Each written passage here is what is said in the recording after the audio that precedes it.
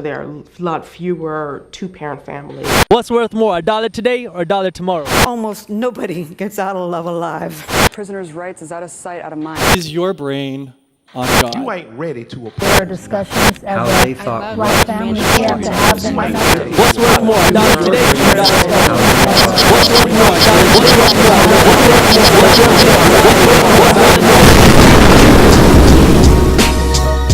Welcome, folks, to your Reality Gurus, the show where we take a commonsensical approach to issues through complex conversation. I am your host, G.Cleve, and we got a good one for you today. But before I get into it, let me go ahead and introduce you to my esteemed gurus. You got my man, Sai, Mr. Controversy. Sai, say hello to the people. What's going on? It's always a pleasure.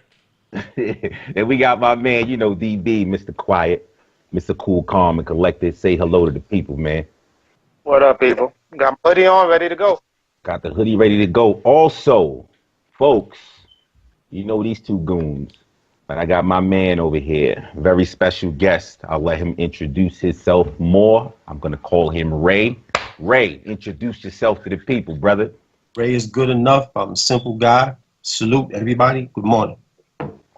All right, folks. So let's get into it, man. A few months back, Dr. Boyce Watkins had a live stream where he basically stated that the wealth gap was an illusion. Let's get into the wealth gap real quick, just for anybody who's not familiar with what the wealth gap is. Wealth gap basically in the United States is the unequal distribution of assets among residents of the United States. Wealth includes values of homes, automobiles, personal valuables, businesses, savings, and investments. Now, Dr. Boyce Watkins says that the wealth gap between white people and the descendants of slaves is an illusion, came under attack because of it. And then subsequently a article came out that actually stated that in 2053 that black wealth will be at zero. Now, if you're not a finance major, you probably don't know what that means. So let me do this. I got my man Ray here. Ray, do me a favor, man. Tell the people a little bit more about what the wealth gap is and how it relates to this 2053 zero for descendants of slaves, if you could, please, brother. Well, the thing we have to understand first is the difference between wealth and income. Mm-hmm. Income is your paycheck, what's in your bank account, maybe. Wealth is what your great-grandparents left you. Mm-hmm. Now, when we talk about the wealth divide in America, the wealth gap in America between the descendants of slaves, can I just quickly put parentheses here? Absolutely. I want to say something here. When I say descendants of slaves, I want to say this first and foremost to them, to our comrades from the Caribbean and the continent of Africa. When we say descendants of slaves, we're not excluding you out of a sense of being malicious. What we're saying is that in America, something happened here. And in America, categories matter. So we have to say descendants of slaves because descendants of slaves that walked off the plantations in America were set aside and framed for 300 years of consequences. Mm-hmm. And we're in the middle of that 300 years of consequences. But in any case, when we talk about the wealth gap between between so-called whites and the descendants of slaves, we're talking about the gap between what wealth, the actual wealth that the descendants of slaves have today and the actual wealth accrued and allowed to be passed along to so-called whites. Mm-hmm. And when you talk about the wealth gap, you cannot talk about the wealth gap without talking about policies. There's a quote from this article which sums everything up.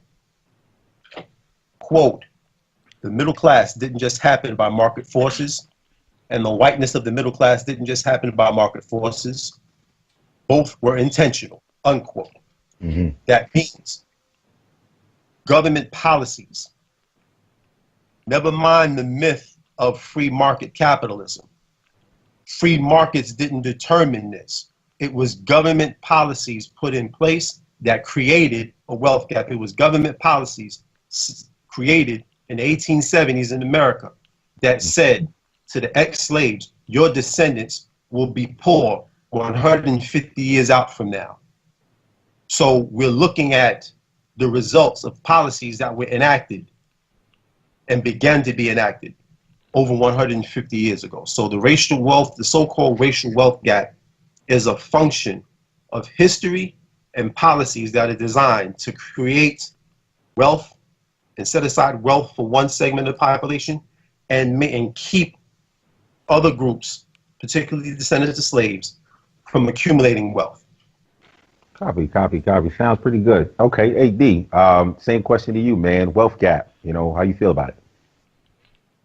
You know, the thing about it, like when I was watching the Boyce Watkins thing, he actually didn't deny any of that. Like when you ask him about the politics and everything else, he kind of does say he's down for it. The part that I got from the wealth gap from his end was the comparison of black wealth to white wealth, meaning that we can never catch up to white wealth because they had that head start, because they were so far ahead. And to make that kind of relative comparison, we will always be under, which I think in some ways that is true. But I actually do agree with that. I do agree with the fact that when you look at not only the fact that it held us back as far as the programs that were done, it actually increased a lot of white people's wealth when you have stuff like the GI Bill, stuff like the Homestead Act. It actually gave them wealth while we was kept on the edge to where we couldn't get any of that. So I do definitely agree with the idea of we do have a wealth gap. And I don't know if that wealth gap would ever really get to a point where it is for white Americans, but we could definitely be doing more, for sure. We definitely have to do more. Got you. Well, all right, so let me just make sure I'm clear. Dr. Boyce Watkins said that the wealth gap is an illusion. Illusion. So, with that being said, Sai, give me your take on the wealth gap, brother. Well, okay. Check this out. You know, the first thing I want to say is I just really hate these videos. I can't stand these topics. I can't stand people crying. I can't say it enough. Crying about these topics over and over again. Mm-hmm. Okay? So let me just say it flat out and be very blatant that I think this whole Boyce Watkins doctor, whatever he is, I think it's a bunch of BS. It's a little crap. It's just, you know, to me it sounds like another one of those like prophecy, you know, fake prophets kind of deal. Oh, the world's going to end in 2045 or whatever, you know, and when push comes to shove, that day shows up, and what happens? The world doesn't end. It was like some baloney, you know, prophecy or whatever he was saying. So the same thing applies here. Some dude, you know, like saying, oh, well, you know, I think the, you know, wealth gap, or I think, you know, the minorities, I'm going to call them minorities, are going to have zero wealth or blah, blah, blah. You know, it's just like, who is this guy? And like, I was looking at like numerous articles online trying to get some hard facts, some hard evidence, some hard concrete stuff. And I couldn't get it. And it was just like speculation and hearsay and, you know, rumors, or I think this is going to be because, you know, he doesn't give any facts. So, well, all right, so let's say this thing. So, okay, so in your opinion, you think it's just completely nonsense, the whole idea of the wealth gap and what Boyce Watkins is talking about. So then, Ray, let me ask you a question. Hearing that from Cyrus, how does that make you feel, since you feel so passionately about it? Well, it's not even a question of feeling passionate about it. I mean, Cyrus has the privilege to think that. You know what I mean? In July, I just came back from a visit with family in North Carolina. And when I say going back to visit family, that means I'm literally walking back on plantations where my family was held. So for Cyrus, he can say that. He's got the skin color, which means he's got the lineage that didn't deal with what I had to deal with. Well, I don't know his answer, so let me not jump out that window. However, he's got something in his life that allows him to say that. Me, on the other hand, my lineage says I don't have the right to think like that, even if I want to. I don't have the right to think like that because the history and the facts of the matter, the facts of the case, show I don't have the right to think like that. I don't have the right to raise a daughter to think like that. I don't have the right So we're talking about, lineage here. We have to examine a few things here. And I want to thank Antonio Moore. You can look him up. Shout out Antonio Moore and Yvette Carnell. They examine 4 factors that determine your interest in this country: lineage, class, struggle, and character. So Cyrus has a lineage, first and foremost, that allows him to say that. From the door, my lineage says, don't you even think about it. Mm-hmm. So, all right. I'm sorry. All right. So, No, I was going to say, so Cyrus, and I'll say that. So can you be sympathetic to an individual who feels that his lineage says that he can't take that approach that you're taking? Can you be sympathetic to that fact? I would say, Cyrus? oh, yes. I'm sorry. I was just thinking in my head. You know what? I was going to say something, but I'm not going to say it. Yeah, I'm going to take a different approach, a different road. So let me say that there hasn't been a slave in America for over 100 years. You're not a slave. I'm not a slave. Our parents were not slaves. So it's time to stop, crying on the past and focus on the present and the future. So no more, my lineage, your lineage says, no, I can say whatever I want. You can say whatever. You are a grown-ass man. You have the right to make your own choices, your own decisions, and that's just the way it is. That's what I have to say to that. Unfortunately, now here's where we have to start, again, we're talking about feelings here, but I want to go back to the late 1860s. The Civil War is over. President Andrew Johnson has now sent agents into the South to give an assessment of what was going on politically and economically and socially in the South. Just bring back an assessment. There was a general named Carl, C-A-R-L, Schurz, S-C-H-U-R-Z. See, I'm getting out of feelings here. I'm going into documented history, people who stood in 1865, and they forecasted the next 150 years. See, we talk about a distance that's maybe from our noses to our stoop. But there are people who have long-range 100-year plans. Here's what he said in 1865. Quote, "The emancipation of the slave is submitted to only insofar as the chattel slavery in the old form cannot be kept up. But although the freedman is no longer considered the property of the individual master, he is considered the slave of society, and all independent state legislation will share in the tendency to make him such," unquote. So now they saw 100 years out what was going down. Now let's go back. Let's fast forward a little further. 1896, Plessy versus Ferguson was a major decision that decided that segregation based upon skin color will be the law of the land. One justice, Supreme Court justice named Justice Harlan, he wrote in a famous dissent, quote, "We shall enter upon an era of constitutional law when the rights of freedom and American citizenship cannot receive from the nation that efficient protection which heretofore was unhesitatingly accorded to slavery and the rights of the master," unquote. Again, you and I, we have different opinions, but you have the right to be ahistorical.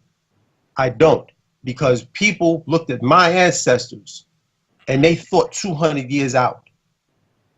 So who am I now to sit here and not think 100 years at minimum out into the future for the sake of my daughter? Maybe you don't have that type of pressure from history on you. I don't. I have that pressure from history on me. So let me say this. Hold on 1 second, sorry. So I'm gonna get DB back into here real quick. So as you can see, DB, the two of them have some conflicting views. Ray says that due to his lineage, he cannot take the approach or have the attitude that Cyrus has. My question to you is, how do you feel about that, one way or another? I mean, I probably would. I mean, I'm not going to say Waleem. I think most people know Waleem. I would say, you know, if I was to add on to anything, I would also say that it's not just the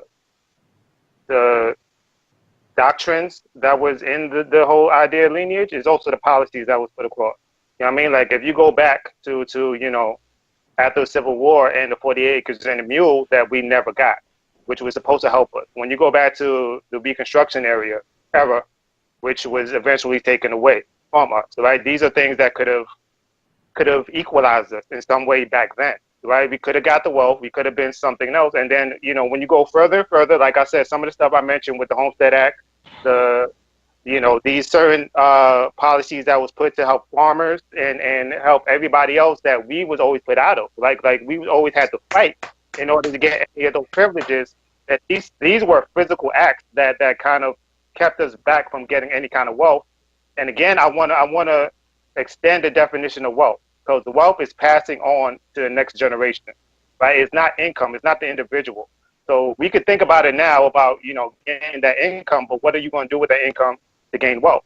And especially now when you still necessarily have policies, right? You still, you know, it might not be as hardcore as redlining back in the day, but you still have a lot of policies that you got to fight for. This is stuff that even when Obama was making policies that he had in mind that, you know, I don't know if you ever heard, there was an article by Ta-Nehisi Coates when he interviewed Barack Obama, and he mentioned the idea of reparations. And Obama was basically like, reparations would never happen because he could never convince white America to do reparations. So his idea was basically, I'm gonna create these programs or whatever else, and I'm gonna just have to regulate it. So that idea is still there, right? It's not an idea that you could help a certain class of people, whatever else. It's basically that you got to give it to everybody, or at least it seems so, but you got to regulate it so that people don't discriminate, because we have a history of that kind of discrimination. Everything, even now that we have privilege to, like FHA and all this other stuff where we can get homes, which a lot of black people's wealth is in homes. When it first started, he wasn't able to get that. We still had to fight in order to get that. So like the first 20 years of home loans, the black people wasn't able to capitalize on. So you know, these are strict policies. These are things that we have to constantly fight. That, you know, when you say that, you know, we have individual choices, those individual choices are still in a box. That we still have to break out of that box in order to push forward and prepare for the next generation, because that's what it's about. All right, let me jump in here real quick so we can just get totally back on the topic. I know we jumped off a little bit because we got the back and forth between Cyrus and Ray. But let me ask this question about what you say what we were fighting for, this whole policy, the whole politics part of it. If it's a fight, right?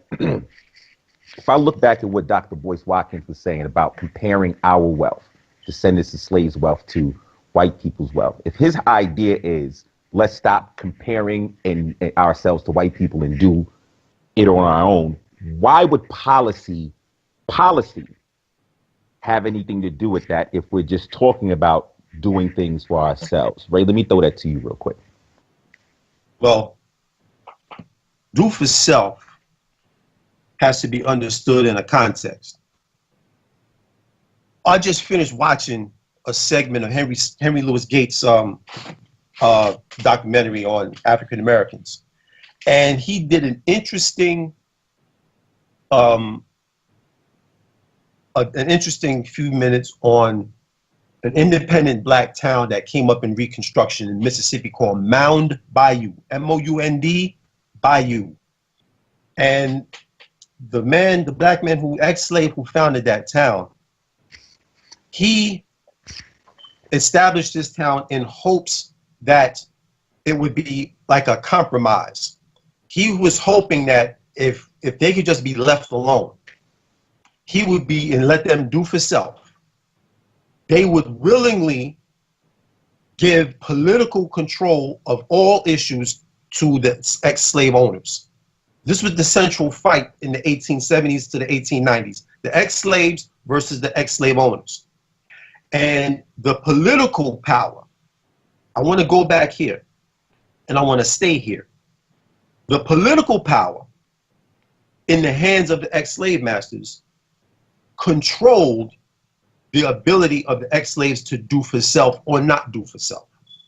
So doing for self is a wonderful idea, but it can't be fully realized without policies to protect your ability to do for self. Greg Cleveland owns a business. Shout out Greg Cleveland. Thank you, sir. He owns a business, right? Coming from slaves, this man has the right to have government say, because you come from slaves, we're going to set aside government contracts for you. He has that right. He has that right. Why? Because the reality for the descendants of slaves is that government has and always must protect our ability to survive economically in America. It's the way it is. We like to talk about Black Wall Street and other towns like that and how white mobs came in and destroyed the towns. The truth about those white mobs is that they were not just toothless, pitchfork carrying, overall wearing rednecks. What we have to understand about these white mobs that terrorize independent, struggling, descendant of slave communities like Tulsa, Oklahoma, what we have to understand about Wilmington, North Carolina, and places like that, what we have to understand is that these were not just toothless mobs who were acting independently of state and the federal government. No, they were enforcing state and government policies set aside for the descendant of slaves, set aside exclusively to remain, for the descendant of slaves to remain boxed in. We have to understand that the ex-slaves after the plantation, they went through a period where General Carl Schurz, he just said it, I just quoted him, all independent state legislatures will share in the tendency to make him such. We're talking about laws being able to construct people and frame people into categories. We were framed. We were framed. And what does that have to do with today? Well, if I dug General Carl Schurz up right now and dusted him off and showed him this article, you know what he would say? He would say, I told you so. Well, so I'll bring it over to you, DB. You know, Dr. Boyce Watkins states that, you know, with some of the stuff that he teaches, you know, with finance and stuff, we implement, descendants of slaves implement some of these practices. In a generation, he sees us turning our financial situation around. And that's independent of policy, if I understand correctly. So I'm going to ask you, do you think that we can do it on our own, independent of policy, without policy? How do you feel about that? I don't. You know what though? And this has been a question since we started talking about this topic, because I'm kind of in the middle trying to figure out which one is more beneficial. Because I'm thinking about the idea of incentives. I'm thinking about the idea of, I mean, first of all, we have to empower our own, regardless of anything, right? But when you think, because me and you had this conversation before about local communities and building up the community and building up that voting power. And I also think about the idea of when it comes to campaigning, also when you actually you build a bigger pool of Black wealth, you able to create more lobbying power at the same time. So I kind of wonder if even economically, we need to push that a little bit more, but we do have to get those policies in place in order to get to a higher standard. So I don't separate them. I just wonder about the level. Okay, so I got that. So now, Silas, come back to you real quick. Now that you've heard these two gentlemen speak on the topic, some details, some facts, Ray, he's plugged a couple things, man. Have your views changed, or you still feel the same about, you know, this being bullshit? Well, let me I guess continue my stance on what I believe, and add on to that. So going back to what Ray's argument, he continues to produce artifacts from over 100 years ago. I'm going to call them artifacts because they're ancient. And back then, I understand what was going on, and that was a horrible, horrible place the United States was in. We were in a bad place at that time. However, that was that time. That was an old world. In today's time, in 2017, it is a completely different world. We are a totally different generation. It's a whole different era. So none of those things apply anymore. They're old stuff. No one cares. Okay. So let Yeah, I tell you, man. okay, all right. So let me continue. Okay, let me continue. Okay, this is gonna tie into what I'm gonna talk about. It's time for Americans to stop crying about the past. Let it go, so that we can focus on the present and the future. And let me also continue by saying it is our responsibility to make wealth for ourselves. We should stop crying and please, government, please give me a policy, give me a handout, give me welfare. Bullshit. I'm tired of it. Okay. Let me finish, and I'll let you say whatever you want to say. Okay. And this is because I think it's bullcrap. We need to stop crying, and learn the system. It's there in place, and it's there's no point in trying to change it. It's there, and the thing is, why it's fair is because you have the same rights as me. I have the same rights as everyone else. So it's a game. All we have to do is make wealth for ourselves. That's the thing. I don't need handouts. I learn what's out there, and I exploit what I can to make a life for myself. Yeah. Well, hey, listen, Ray, I tell you, man, I figured that after, you guys spoke a little bit, a little more information was put out there, give Cyrus the opportunity to see if he's changed his views. Obviously, they're the same, and he's going a little harder. Is there something you would like to say, Ray? I'm laughing at him because of a couple of things. Give me your words. I'm not trying to give you my words, brother. Well, here's what it is, right? Okay, why were my ancestors marched off of the Jamestown landing? Again, with the history and ancestors and Sorry, I don't have time to be this truncated like I just got here. No, I've been here longer than anybody than the Native Americans, so I'm going to give you the weight of what went on and show you why it matters right now. Why was the Jamestown colony founded? I don't care. It was founded. You don't care? Okay, I do. It was founded to create wealth. Wealth for who? For a group of venture capitalists in London called the Virginia Company of London. Right? I agree with that. Yes. Hold on, Cyrus. Let him finish the last point, side. Wait. Now, the slaves produced the wealth. Did they or did they not? Yes. Yes, they did. Yes. Now, what did that wealth just evaporate? Did that wealth follow your logic, or did it stay in the system?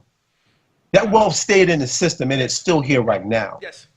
So now, that's that idea of that wealth that was created and taken from me, from my ancestors. No, not from Hold on, let him finish his thought. Let him finish his thought.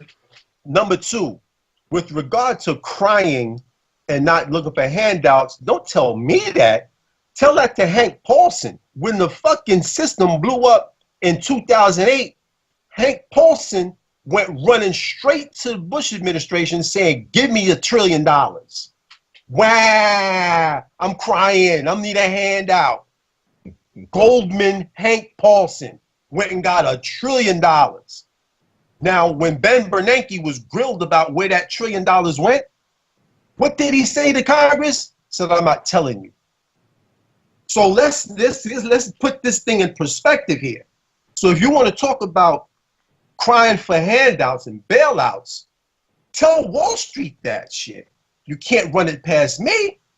Well, because the same wealth that was created by the slaves, they're eating it right now. So what do you say about that, Cyrus? Well, if okay, well he's saying that he's not for my idea. So let me ask you a question, Ray. Do you as a person, do you want reparations for your ancestors? You better believe it. Okay, well, I want every bit of it. But you want to know what you do. Now what? How do you understand reparations? Well, I clarify it. Okay. What do you mean by reparations? repayment of what you were talking about, the wealth your ancestors produced, as you were saying. But that's fine.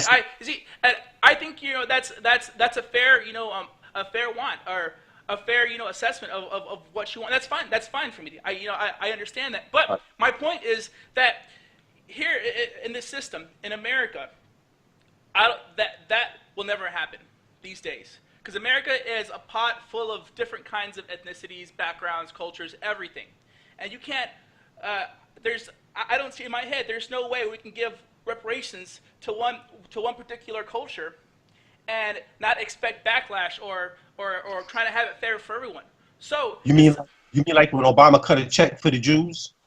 Yeah, like that? I don't know any of that. Like cut a check for the Jews? No. You mean like when Obama cut a check for the Jews for something that didn't even happen here? You mean like that? Yeah, explain that. So see that happens, and of course that's not going to sit well with everybody. So for you to want sit well with everybody in D.C. You know what? I don't care about politics. I don't give them that. I think it's all a bunch of BS anyway. Okay, so let me explain from a commonsensical approach here. Right. So instead of crying about reparations, it's not going to happen.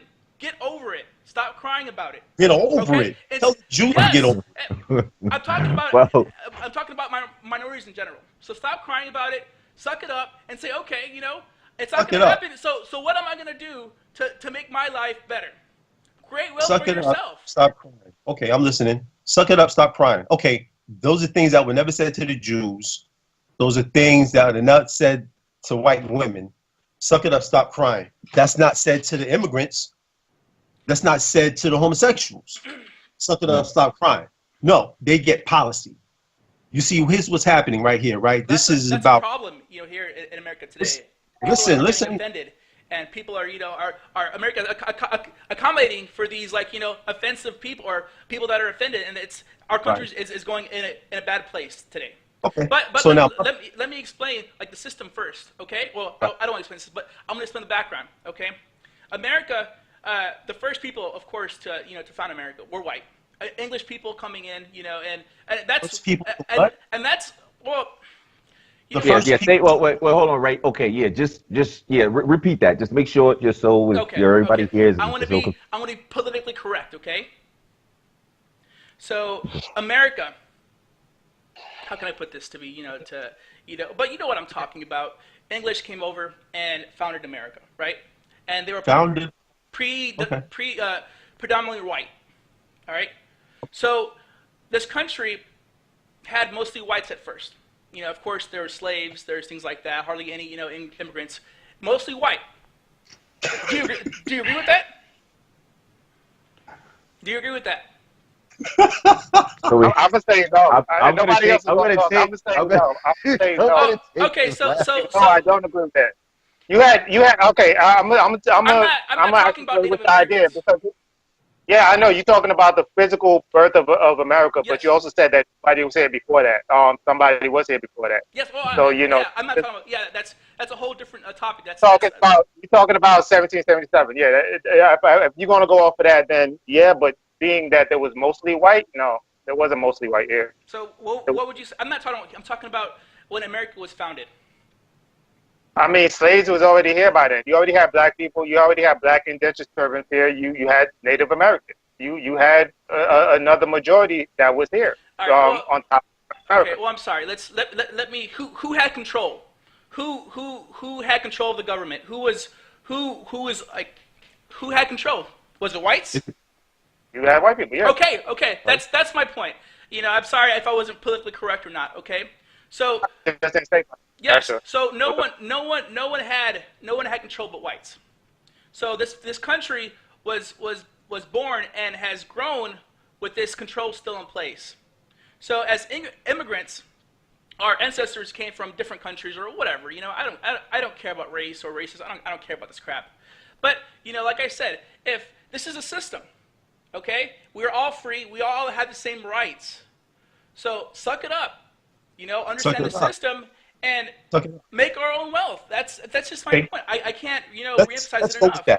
So let's go. Just so I'm clear, just real quick, Ray. Just so I'm clear, Cyrus. So you stated that when the country was founded, whites were in control, and you said that they're in control today, and you was making that point just to say what? Just so I'm clear. Because that's why, you know, like we have that racial that wealth imbalance right now. Okay, and in my opinion, as the years go on, that wealth gap is going to slightly close. It's closing as the years go on, because our culture as Americans is increasing. You know, more people are coming from different countries, and eventually, you know, well, I don't want to say anytime soon, but you know, it will equal out in the long run. Equal out. Okay. You mean like 227 years? Is that what you mean? Because the studies show that it will take the average African American descendant of the slaves family 227 years to catch up to the wealth of the average median white family. 227 years. Is that the time frame you're talking about? Well, let me ask you, like, why? You know, if you're for what you're saying, you have the white wealth. You know, and they're the top of the food chain, right? With their wealth, and they're so, you know, they have all the money, blah blah blah. You know, they have the mansions, they have the, you know, the massive Ferraris or whatever. But let me ask you, does that mean happiness? Do minorities want that? Not interested. Is that exactly? I'm not interested in discussing it's not. So I'm talking about this. I want to talk about policy.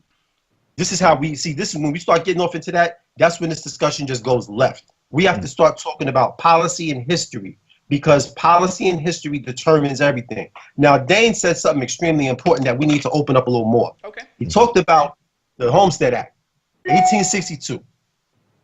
Now, between the Homestead Act, okay, let's go back to this 40 acres and a mule thing. Is the Homestead Act, is that still in place, that act? We're living with the results of it. Watch this. Listen to what happened. Let me show you how that set the table for what you're eating right now. 1862, the Homestead Act was passed, right? Okay, fine. Listen. Explain that before you get into what you're saying. The Homestead Act was an act of Congress that set aside lands in the various states. It set aside lands to be settled by immigrants for little or no money at all. It was literally a land away, all right?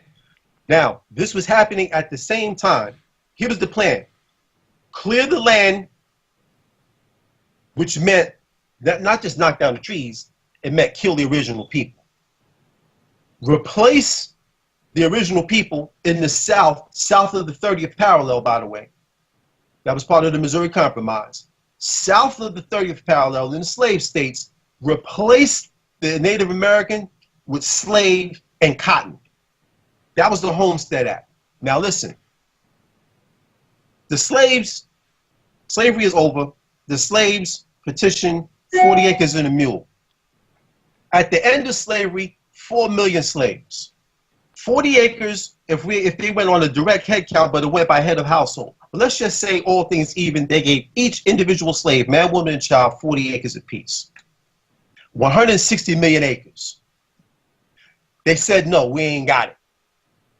At the same time they said we ain't got it. Who said that? The federal government. Okay. They went back on their order. There was General Sherman's field order number 15 was rescinded by General Howard on Edisto Island, South Carolina. So this land that was allotted to the slaves was taken back from them and given back to the former slave owners. So at the time that they told the ex-slaves, you can't get no land, we ain't got it, guess who they found land to give it to? European immigrants and railroads. Between European immigrants and railroads, guess how much they got? 440 million acres. 440 million acres, given majority of it to the railroads, the rest to the immigrants. What did that do? It built the Southern economy. It built the railroad system, which allowed them to move commerce, mainly cotton, because before there was oil in this country, there was cotton. And it was grown by torture. So the wealth, you want to see where the railroad money went? Turn on your television to CNBC and look for a ticker symbol called CSX. Because CSX is a railroad company that was formerly the Southern Railroad. They're eating the wealth that came from the Homestead Act and the giveaway, the land giveaway to the railroads. So don't tell me suck it up. Tell the rich suck it up. You've got the wealth. You got the means. Go get your own. So what's Tell your them- solution? What's your overall solution here? I understand like it's like it appears like you're saying all these you're seeing all these injustices, which I agree. I don't have a problem with that. Like that sucks. That's something that it's like a black marks in our history, whatever. I don't care. But what's your solution here? What is your logical, commonsensical solution? The solution is the same solution that the slaves came to. They came to the solution of politics. Well, that's they said our reality was proscribed by politics. So what happened in Reconstruction? These are periods in history that we don't discuss. We have to understand Reconstruction, especially if you come from our lineage. You have to understand Reconstruction. This should be in your homework every night. What's your solution? Because the solution, listen to me, it's politics. The solution is politics. What does it mean? Politics is simply the word, is simply a phrase that means the struggle over who gets what and how much. So what's your direct solution? You're just saying politics, generic The stuff. solution, number one, is to know the agenda. What we can't do is that we can't have those ahistorical thoughts that you have. We can't even think like that. What's so the that solution? means that the solutions begin at home. What Cleve is doing, owning his business, showing his children how to do this, but Cleve has to be backed up by government set-asides. And we have to have elected officials who understand the agenda, which is why I say fire the entire Congressional Black Caucus, and I hope that they end up seeing this. Okay, so your solutions are Black Caucus. Okay, so is that your direct solution? Fire all the black. What did you call them? That's just where it begins. I want a direct solution. Give me a direct solution to what you're saying. See, that's the point. You can't get one direct solution because this problem is too broad. You cannot, that's simplistic thinking, no disrespect to you. But we got to stop these Donald Trumpian simplistic solutions. This doesn't work that way. The solutions are local. In each locality where we live, the solutions are found there because the problem looks different in every locality. It looks different. It's too massive. It's too broad. Good stuff. Good stuff. So is it worth fighting for then? Hold on, Si. Hold on. Is it worth fighting for then? Is it worth fighting for? Instead of focusing, I understand you have a family, but I mean, why instead of like crying about this history, why don't you just stop focusing on that and focusing on your family? I'm not talking about disrespect. I'm just talking in general here. Focus on you're going to college, for example, getting a degree, getting a career, things like that, and you're happy. See, there's too much of this individualism, and that's the problem. It ain't about my family. It's about my family and Craig's family and D.Brown's family. It's about what's happening. We have a collective experience. We're connected by an experience. You're saying a color. You're just saying colors, and then that means you're segregating. Again. Experience. Tell the gays that they're segregated. Tell the Jews that they're segregated. The minute we start talking about we are connected by an experience, everyone wants to put the conversation on mute. This is why I don't engage in public discourse except with people who understand what I understand. Because that's the only way we're going to get these things done. We are connected by an experience. That experience was framed for us 150 years ago. The Lord makers who said 150 years from now, they're going to remain poor. You want to hear something else? Watch this. Bear with me. Okay. Quote, as long as those who dominate and deprive the black man of his political rights are united in political faith and interests, agitation will continue, constantly increasing in volume and force, powerfully inspired by economic considerations. Unquote. Representative Hiscock of New York, the 51st Congress, 1890. They had a long-range plan. Who am I to come along here and just talk about the latest album release? It means nothing. We have to have 150-year plans in our families and in our communities.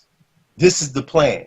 We have to develop locally, family by family, groups of families. Slave plantations were not just isolated plots of land. They were run by allied families. We have to understand the formula that created this system. It was created by allied families. We have to have allied families.